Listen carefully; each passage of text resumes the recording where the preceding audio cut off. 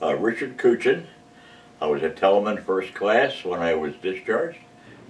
So, if I'm not mistaken, they called me into personnel and they kind of asked me what I wanted to do. They said, "Do you want to go to school?" I said, "Well, there's only really one school I would like to go to.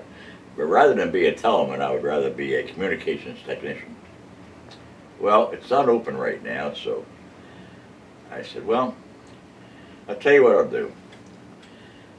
I didn't join the Navy to be on land. I joined the Navy to get to sea. Send me to sea. I'll take sea duty for another 2 years." They were shocked. They said, "Well, you don't have to." I said, "No. Just give me something that I want." And I said, "What do you want?" I said, "Well, I wouldn't mind being on a new aircraft carrier." And they put me on the newest one that they had, the Saratoga, who was launched only maybe 6 months before that. And they flew me back to the States. That was quite an ordeal. That was. We went to Frankfurt, where all the flights started, and we boarded a propeller.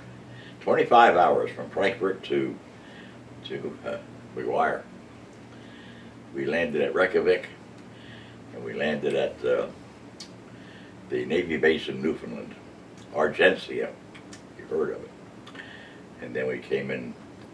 I was sick for a month afterwards with my ears and everything. But anyway, we made it home. And I had to leave. Then I went to Brooklyn Navy Yard. Everything kind of evolved out of Brooklyn Navy Yard then. In fact, the Sarah was one of the few ships built in the Brooklyn Navy Yard. Most of them were built at that time down in Norfolk or wherever. But so they put me on a smaller ship and took me down to Guantanamo Bay. And I was there for a few days, and the Sarah was there on her last kind of, you might not call it a shakedown cruise. She had her shakedown cruises, but this was her last training cruise before she went to her home base. Every other cruise she had gone back to Brooklyn. So I went aboard. It was impressive. It was in Guantanamo Bay. And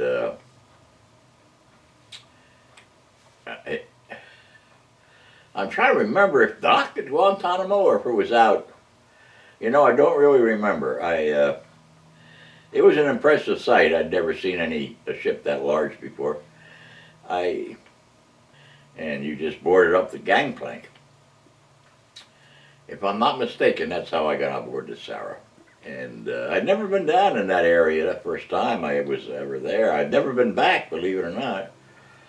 And the water was so clear, you could look down and see these different type of squid and all these different things floating around down there. It was an experience for me. In fact, the few days I spent at Guantanamo, we were confined to the base.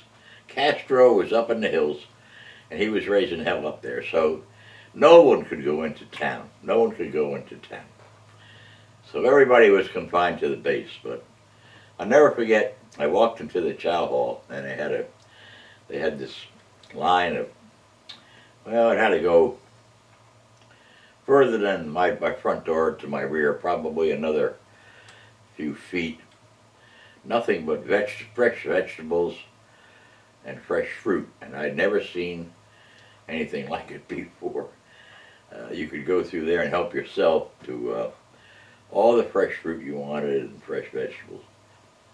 I never saw it before, and I never saw it since, but in Guantanamo it was there.